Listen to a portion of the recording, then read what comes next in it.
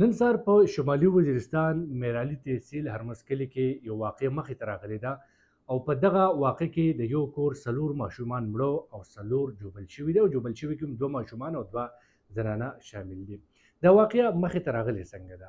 د سکیورټي فورسز لخوا دا ویل کېږي، خاص کر د پولیس سرچینې دا وایي، افیشلی بیان نه دی راغلی، خو پولیس زری دا خبره کوي چې نن سهار 6 بجې باندې په هرمسکلي کې خفیه اطلاعات په بنیاد باندې ترهګرو خلاف کاروایی روانه وه.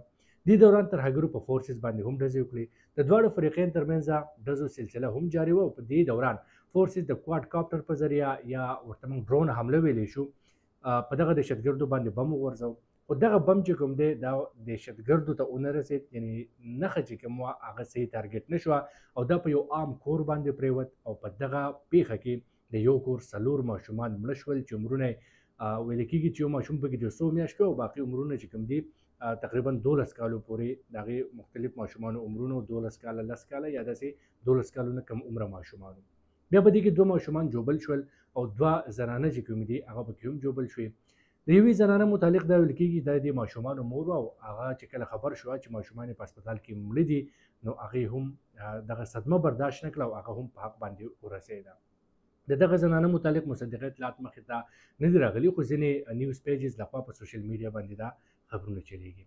چې کله دا واقع وشو نو مقامي خلکو دغه مړي راوچت کړل د ماشومانو او په میرالي چوک کې کېناستل، درنه یې شروع کړه. دا درنه اوس هم جاري ده او دغه مظاهرین دا مطالبه کوي چې د دهشتګردو خلاف کاروایی کېږي نو په کې عام خلک ولې وژلې کېږي. دوی وایي چې دا یو وخت داسې دا سلسله جاري ده چې عام خلک ټارګېټ کېږي، وژلې کېږي او د دهشتګردو اصل ټکانې چې کوم دي هغه نه په نښه کېږي، یعنې اصل دهشتګرد نه وژلې کېږي او په داسې واقعاتو کې عام خلک وژل کېږي او موږ نور دا نشو برداشت کولی. په دې سلسله کې سوشل میډیا باندې هم مختلف حوالو سره مذمتي بیانونه مخې ته راغلي. منظور پښتین هم په دې باندې خپل سټیټمنټ جاری کړی دی، د پی ټي ایم نورو کسانو جاری کړي دي.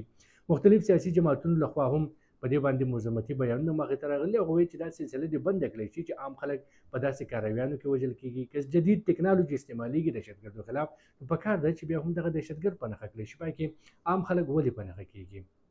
ځکه چې دا یو ځل نشو، د دې نه مخکې دا سلسله د 100 کالو نه جاري ده چې عام خلک او خاص کر ماشومان په هغې کې مړه کېږي.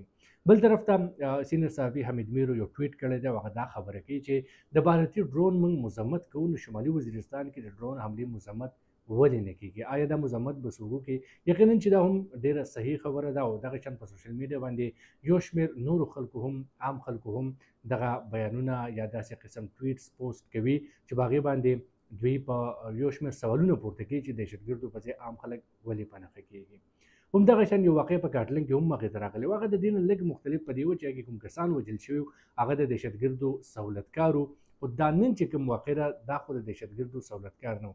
سوال دا پورته کېږي په سوشل میډیا باندې چې آیا دا واړه واړه ماشومان دهشتګرد وو؟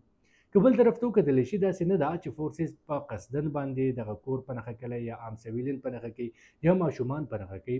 یقینا چې ټارګېټ خطا شوی دی، دهشتګردو په ځای باندې په یو عام کور باندې د کواد کاپټر لخوا بم پرېوتی دی او په هغې کې دغه ماشومان مړه شوي دي. خو بیا هم قابل برداشت نه ده، قابل مذمت واقعه ده او د دې مذمت یو شمېر حلقو لخوا روان دی، عام خلکو لخوا هم او د سیاسي مشرانو لخوا هم. باضابطه توګه باندې د اس پی ایل لخوا داسې سټیټمنټ مخې ته نه دی راغلی چې دا واقعه څنګه مخې ته راغلی ده او دغه دهشتګرد څوک او اوس د هغوی متعلق څه پوزیشن دی، څه شو هغه دهشتګرد وژل شوي دي یا تښتېدلي دي. بل طرف ته که موږ خبرو کوو بلوچستان کې نن سکیورټي فورسز کارویانې کړلي، 2 کارویانې دي او په دغه کارویانو کې 3 د بي ال اې دهشتګرد وژل شوي دي. دغه دهشتګرد د انډین سپانسر و او خفیه اطلاع باندې دا کاروی په اوران او ګشکور کې شوې ده او د دغه دهشتګردو نه وسله هم برآمد شوې ده کوم چې جدید وسله ده.